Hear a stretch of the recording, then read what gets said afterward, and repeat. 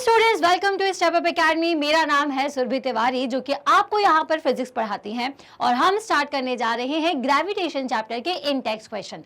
इसके पहले मैं आपको बता दूं कि ग्रेविटेशन का जो चैप्टर था उसमें मैंने बता दिया था कि ग्रेविटेशन होता क्या है। इसके साथ साथ हमने जितनी भी चीज़ें थी, आर्किमिडीज लॉ हो, बेंसे लॉ हो, बेंसे का फोर्स क्या होता है, ये सारी चीज़ें हम हमारे लास्ट वीडियोस में पढ़ चुके हैं। और अगर आप वो वीडियोस देखना चाहते हैं तो आपको क्या करना है, आपको डिस्क्रिप्शन में लिंक दी हुई है, बस उस लिंक पर क्लिक करना है और आप कोई भी वीडियो जो कि आपको इस चैप्टर का देखना है वो देख सकते हैं। अब आपकी बुक के बीच में बहुत सारे क्वेश्चंस हैं, तो इन्हीं क्वेश्चंस को अब हम सॉल्व करेंगे। जैसे सबसे पहले क्वेश्चन है पेज नंबर 102 से। तो first question is state the universal law of gravitation. Universal law क्या होता है? तो यूनिवर्सल लॉ के अकॉर्डिंग कि कोई भी यूनिवर्स में जो दो ऑब्जेक्ट्स होते हैं उन दोनों के मासेस के बीच में एक फोर्स ऑफ अट्रैक्शन होता है और जिसकी वैल्यू उनके मासेस के प्रोडक्ट के प्रोपोर्शनल होती है और उन दोनों ऑब्जेक्ट के डिस्टेंस के स्क्वायर के इनवर्सली प्रोपोर्शनल होती है। तो हम इसे किस तरह से बोलेंगे कि the law of universal gravitation states that every object of mass in the universe attract every other object of mass with a force which is directly proportional to the product of their masses and inversely proportional to the square of separation their centers. That means centers का मतलब क्या है कि मान लीजिए कि कोई एक बॉडी ये है और एक बॉडी ये है, ये दोनों एक दूसरे पर एक फोर्स लगा रही हैं। अब ज़रूरी है कि इन दोनों ही बॉडीज़ का मास होना चाहिए। बॉडी है तो मास तो होगा ही, ठीक है। तो इन दोनों का मास मान लीजिए m1 एंड m2 है और इन दोनों के सेंटर से एक दूरी है, दोनों के ही सेंटर से एक डिस्टेंस आ रहा है, मान लीजिए उसकी वैल्यू है r। तो ये जो ग्रेविटेशनल लॉ है वो ये कहता है कि इस यूनिवर्स में जिन भी दो ऑब्जेक्ट में मास होता है उन दोनों ऑब्जेक्ट के बीच में एक फोर्स ऑफ अट्रैक्शन होता है जिसकी वैल्यू इनके मास के प्रोडक्ट के प्रोपोर्शनल होती है और डिस्टेंस के इनवर्सली प्रोपोर्शनल होती है। क्लियर है? So this is the universal law of gravitation. Now let's move on to next question. तो write the formula to find the magnitude of the gravitational force between the earth and an object on the surface of the earth. अब हमें यहाँ पर gravitational force निकालना है। किस किस के लिए निकालना है? अर्थ का और अर्थ पर ऑब्जेक्ट, जो भी एक ऑब्जेक्ट हो उसका। तो हम क्या करें, अब हमें पता है कि भाई जो भी फोर्स लग रहा होगा उसकी वैल्यू क्या होगी, F proportional to m1 m2 upon r square. बस यहाँ पे आपको मासेस किसके ले लेना है बच्चों? अर्थ के मास लेना है और ऑब्जेक्ट का मास लेना है। तो हमने मान लिया कि चलिए ठीक है, जो अर्थ का मास है वो है me और ऑब्जेक्ट का जो मास है उसे मैं mo ले लेती हूँ, ठीक है। तो this is the mass of earth, ठीक है, mass of earth and this one mass of object. Okay अब हमने ये माना कि जो अर्थ और मास के बीच का डिस्टेंस है वो क्या है, r ले लेते हैं रेडियस को, क्योंकि हम रेडियस से ही हम सारी चीज़ों को मेजर करेंगे अर्थ के सेंटर से, तो हमने डिस्टेंस को मान लिया r, ठीक है। तो अब अगर मैं इसको देखूं तो अकॉर्डिंग टू ग्रेविटेशनल फोर्स, अब आप इसे आंसर कैसे करेंगे? आंसर करने के लिए आप यहाँ लिखेंगे according to law of gravitation. तो लॉ ऑफ ग्रेविटेशन हमें क्या कहता है? तो according to law of gravitation the force is directly proportional to m1 into m2. That means force is directly proportional to me into mo. ठीक है, ये हो गई पहली इक्वेशन। नाउ और क्या कहता है लॉ ऑफ ग्रेविटेशन? ये कहता है, पहली चीज तो उसने ये बताया कि वह जो फोर्स है वो दोनों ही ऑब्जेक्ट के मास के प्रोडक्ट के प्रोपोर्शनल होता है और दूसरी चीज ये जो फोर्स है ये इन दोनों के बीच के डिस्टेंस के स्क्वायर के इनवर्सली प्रोपोर्शनल होता है। तो ये हमने लिख दिया, ठीक है। अब हमने क्या किया, इक्वेशन 2 और इक्वेशन 1 को हम रीराइट कर देते हैं। रीराइटिंग इक्वेशन 1 एंड 2, तो हम f की जगह पर दोनों को मिला करके लिख सकते हैं mo divided by r square, ठीक है। और इस प्रोपोर्शनल की जगह आपको क्या लगा देना है, कैपिटल G। ये प्रोपोर्शनैलिटी कांस्टेंट है जिसे ग्रेविटेशनल कांस्टेंट कहते हैं। क्या कहते हैं इसे? Gravitational constant. तो यहाँ से बात समझ में आई आपके कि क्वेश्चन में आपसे क्या क्या पूछा हुआ था?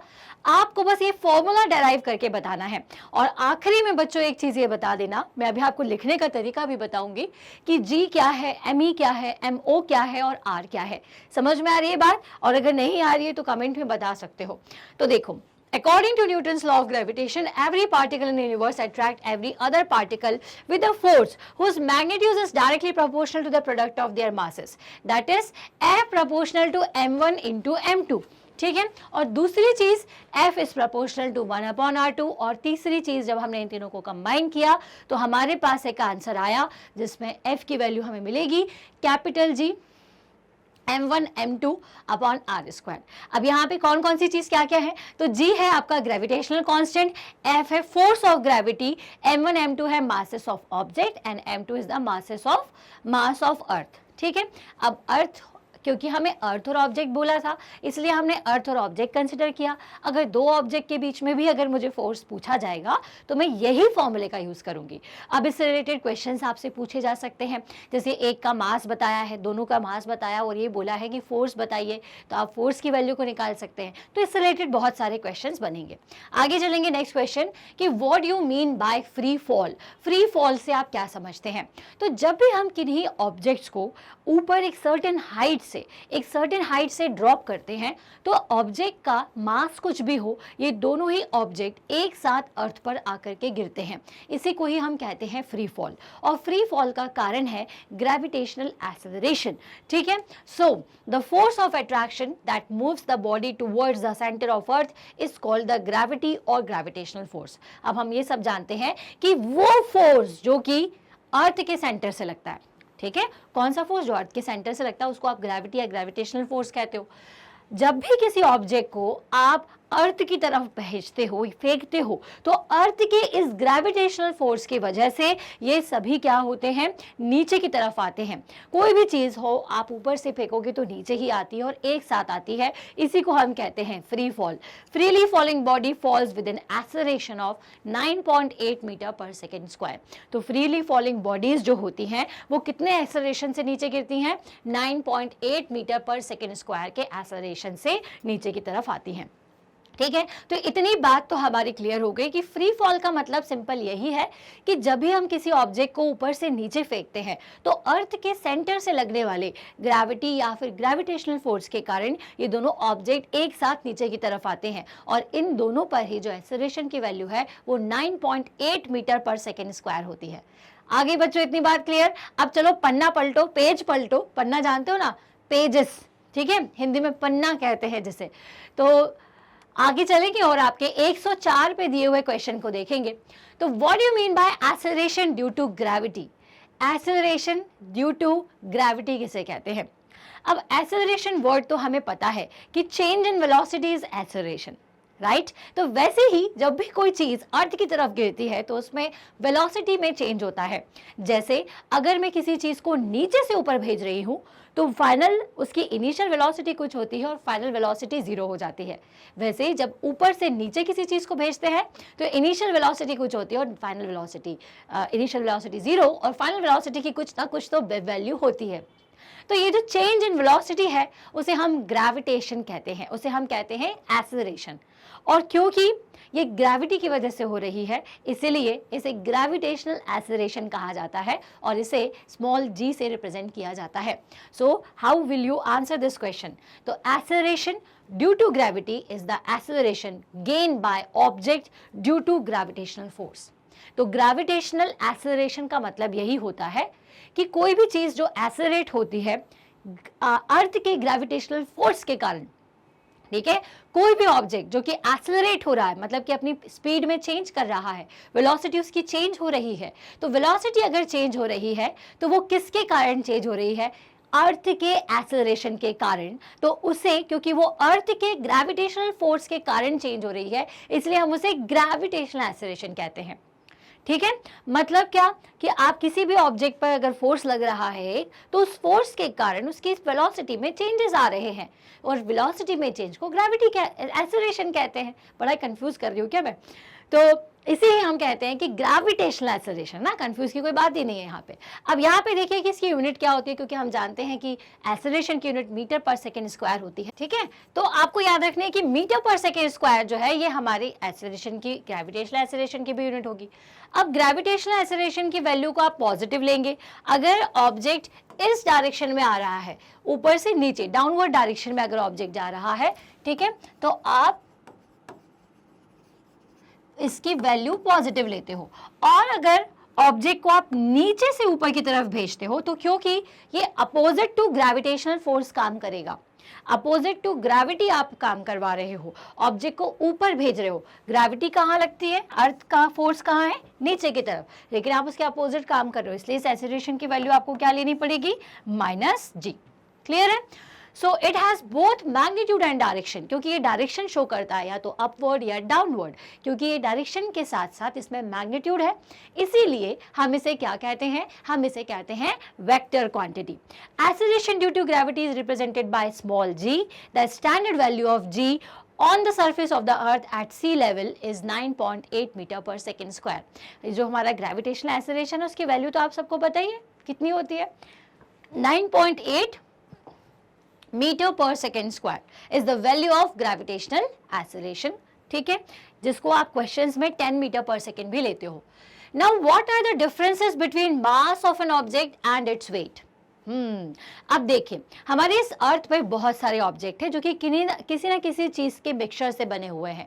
जैसे कि अगर मेरे पास एक मिक्सचर का अगर नाम आया तो मान लीजिए एक बहुत ही खट्टा मीठा सा मिक्सचर का मेरे पास पैकेट है, तो इसके अंदर जितना नमकीन या मिक्सचर भरा हुआ होगा ना, ठीक है, ये तो वो कहलाएगा इसका मास। क्या कहलाएगा बेटा, मास। मान लीजिए कि इसके अंदर 2 या फिर 2 ग्राम तो बहुत कम हो जाएगा, हम लेते हैं 50 ग्राम, ठीक है। मान लिया हमने कि इसके अंदर 50 ग्राम क्या है, कंटेंट भरा हुआ है, तो 50 ग्राम इसका मास हुआ।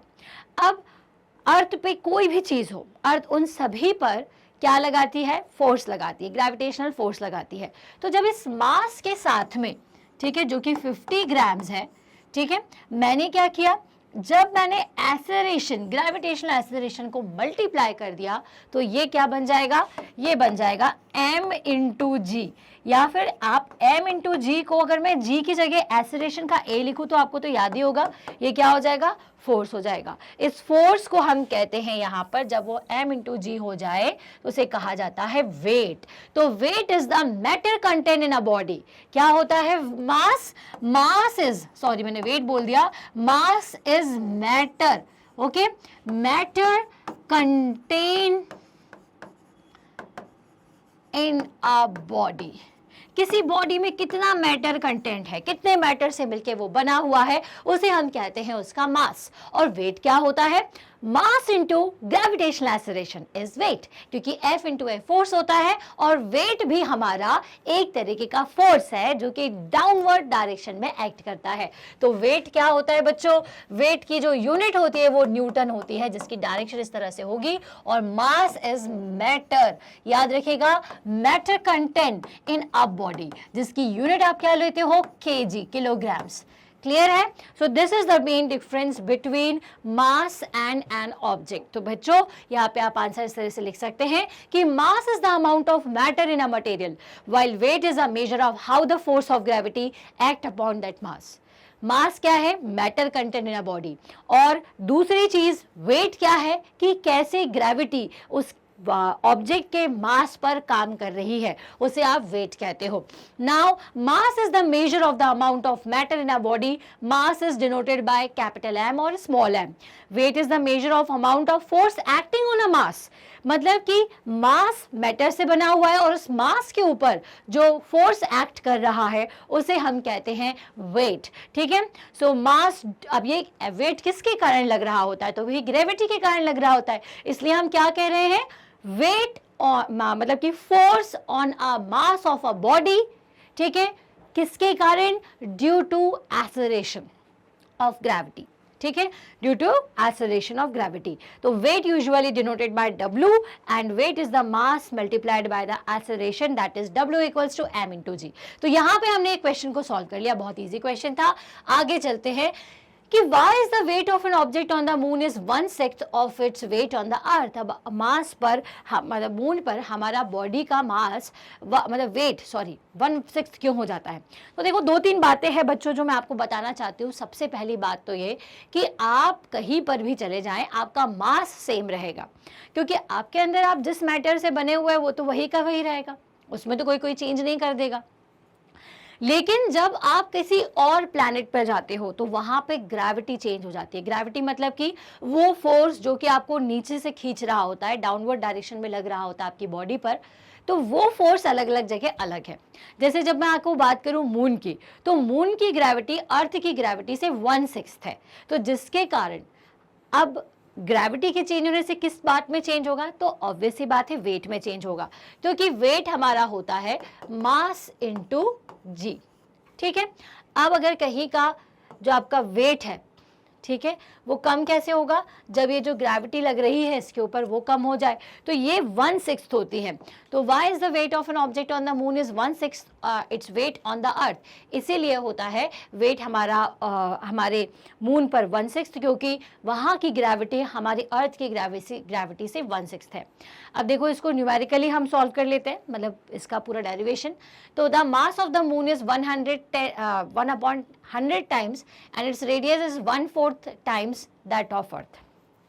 मतलब कि हमारे जो मून का मास है वो अर्थ के मास का 1/100 है। मतलब कि अगर मैंने मान लिया कि चलिए मून का मास mm है, तो उसकी वैल्यू कितनी हो जाएगी? यहाँ पर लिखी हुई है बच्चों, यहाँ पर भी आप देख सकते हो, मून का मास इक्वल्स टू 1/6 ऑफ अर्थ का मास। ठीक है, और जो रेडियस है, ठीक है, तो radius of moon is 1/4 of earth radius. समझ में आ रही है बात? तो अब हम एक काम करें कि दोनों का रेशियो निकाल लें कुछ इस तरह से। ठीक है, जैसे मैंने F1 निकाला, सेम ऑब्जेक्ट को मैंने पहले अर्थ पे रखा, तो जब अर्थ पे रखा तो ये है उस पर लगने वाला फोर्स, कितना हो जाएगा? G_m_e_m/r²। क्लियर है? अब now the force between moon and the object. अब ये जो मून और ऑब्जेक्ट के ऊपर फोर्स है वो हमने यहाँ पर लिख दिया। ठीक है, अब mm और जितनी भी वैल्यूज थी, जैसे यहाँ पे GMM था, इसकी जगह मैंने क्या रख दिया? 1/6/me, और RM की जगह क्या लिख दिया? 1/4/re। ठीक है, तो 1/6 नहीं 1/100 है, सॉरी। ठीक है, ज़्यादा मास करवा दिया था मैंने मून का, तो 1/100 me। क्लियर है? तो यहाँ से जब आप इसको सॉल्व करोगे तो आपको मिलेगा 1/6/F1, मतलब कि F2 इक्वल्स टू क्या है? 1/6 ऑफ F1। मतलब किसी ऑब्जेक्ट पर अगर अर्थ पर फोर्स लग रहा है तो उस फोर्स का 1/6 कर दो, तो वो आपका कहाँ का फोर्स है? मून का फोर्स है। ठीक है, so therefore the gravitational attraction on the moon is about 1/6 when compared to earth, hence the weight of an object on the moon is 1/6 of its weight on the earth. Clear है? अभी मैंने आपको पहले ही समझा दिया था, लेकिन इसको डेरिवेशन के फॉर्म में करना था, इसलिए मैंने आपको बताया कि कैसे करोगे। तो बच्चों बस ये याद रखो, 2 बातें याद रखनी, और वो तो फिर से देखो कि पहली बात तो कि क्या है कि जो मून का मास होता है वो कितना होता है? 1/100 ऑफ अर्थ का मास। ठीक है, पहली बात ये। दूसरी बात क्या याद रखोगे कि जो मून की रेडियस होती है वो कितनी होती है? 1/4 ऑफ अर्थ्स रेडियस। बस इस रिलेशन के बाद आपको F1 निकालना था, ठीक है, और F2 निकालना था। F1 मतलब कि M और ME के बीच का फोर्स, और F2 मतलब M और MM के बीच का फोर्स, और उन्हें इक्वेट कराओगे, ये वाली वैल्यू पुट करोगे, तो आपके पास क्या मिलेगा कि जो फोर्स है वो मून पर जाकर के, जो ग्रेविटेशनल फोर्स अर्थ पे लगता है वो मून पे जाकर के 1/4 टाइम हो जाता है। चलो आगे बढ़ेंगे इसी के साथ हमारे नेक्स्ट क्वेश्चन पे कि why it is difficult to hold a school bag having a strap made up of a thin and a strong string. ठीक है, अभी क्यों डिफिकल्टी लेवल इतना बढ़ जाता है? तो यहाँ पे जब आप एक बात बताइए कि जब आप बैग लेकर के जाते हो तो आपको क्या फील होता है? यहाँ पे दर्द होने लग जाता है या फिर कंफर्टेबल महसूस करते हो? और क्यों करते हो? क्योंकि आपके बैग में काफी सारा सामान होता है। होता है, उस बैग के सामान के कारण एक डाउनवर्ड डायरेक्शन में और ज़्यादा फोर्स लग रहा होता है, ठीक है। तो ये परपेंडिकुलर फोर्स आपके कंधों पर लग रहा होता है, शोल्डर्स पर लग रहा होता है, ठीक है। अब ये जो सही वर्ड है बोलने के लिए कि फोर्स नीचे लग रहा है जिसकी वजह से मुझे दर्द हो रहा है, इससे अच्छा ये बोलो कि आपको यहाँ पर प्रेशर फील होता है। तो एक्चुअल में प्रेशर क्या होता है? फोर्स अपॉन एरिया, ठीक है। अब प्रेशर कौन लगा रहा है, फोर्स कौन लगा रहा है? आपका बैग नीचे की डायरेक्शन में, बहुत सारा सामान है उसमें जो कि परपेंडिकुलर फोर्स है, जिसको आप थ्रस्ट भी कह सकते हो, ठीक है। तो ये जो फोर्स जो कि नीचे की डायरेक्शन में लग रहा होता है, तो वो कहाँ पे आपको एक्ट करता है? आपके शोल्डर्स पर। अगर शोल्डर्स पर मैं बैक की स्ट्रिप्स को बहुत बढ़ा दूं, मतलब कि अगर मैंने स्ट्रिप का जो स्ट्रैप्स होती है आपकी, ठीक है, उसके एरिया को मैं क्या कर दूं? बढ़ा दूं, तो एरिया बढ़ने से प्रेशर कैसा होगा बच्चों? कम होगा, ठीक है। तो आपको यहाँ पे प्रेशर कम फील होगा, मतलब कि आपको बहुत डिफिकल्टी नहीं होगी आपके बैग को ले जाने में। वही अगर मैंने पतली स्ट्रैप्स कर दी, पतली अगर, ठीक है, फाइन या फिर थिन स्ट्रैप कर दी, तो थिन स्ट्रैप का मतलब क्या होगा? जो कांटेक्ट एरिया है, ठीक है, जो कांटेक्ट एरिया मतलब कि जहां से फोर्स लग रहा है, तो उस फोर्स के एक्ट होने वाली जगह, तो वो फोर्स एक्ट कहाँ हो रहा है? आपके शोल्डर्स पे एक्ट होता है।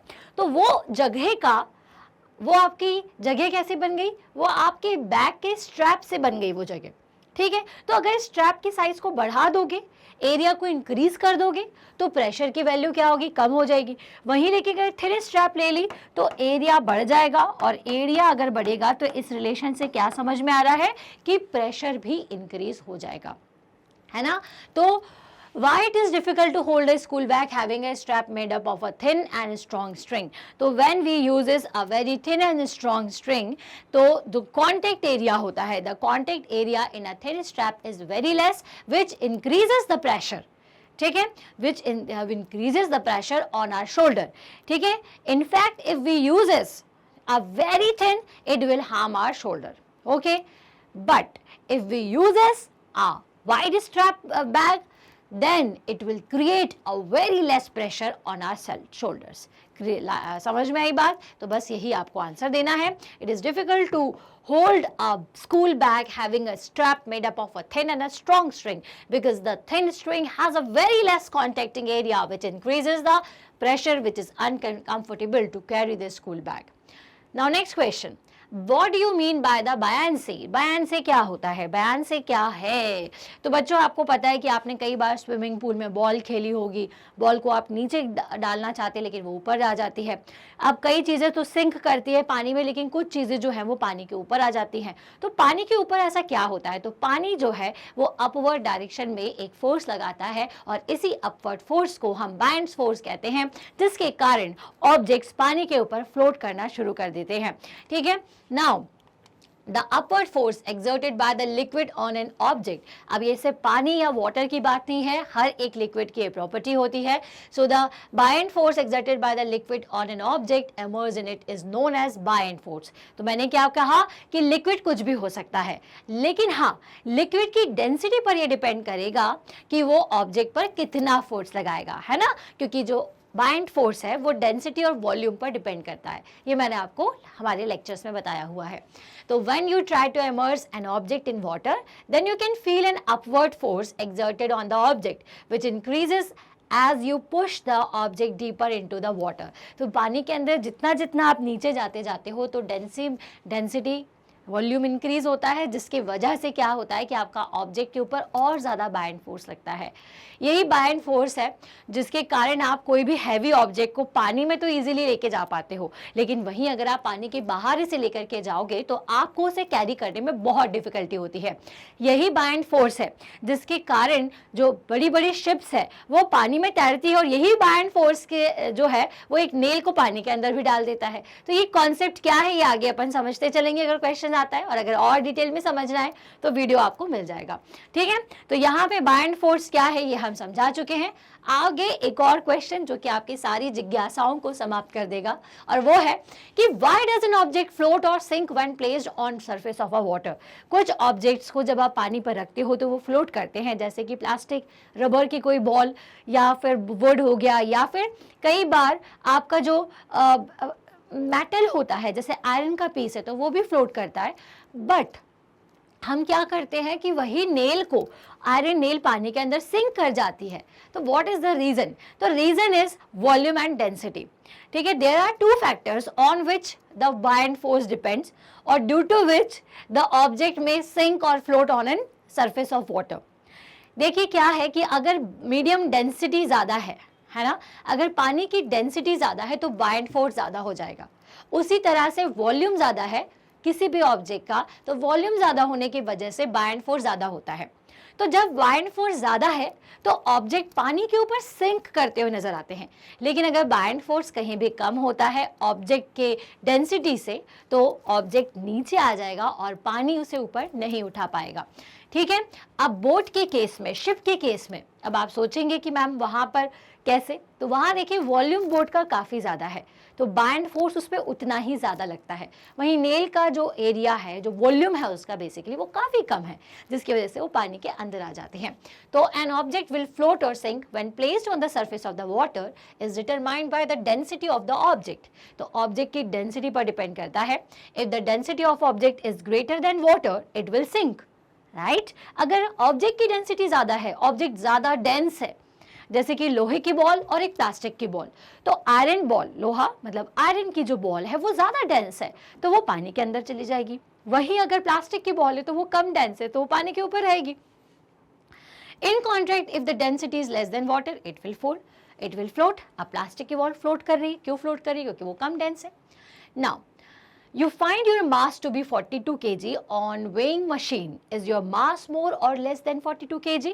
अब आप बताइए कि जब आप वेइंग मशीन में खड़े होते हैं तो वो आपका मास 42 kg बताती है, लेकिन क्या आपका मास 42 kg होता भी है या उससे कम या ज़्यादा होता है?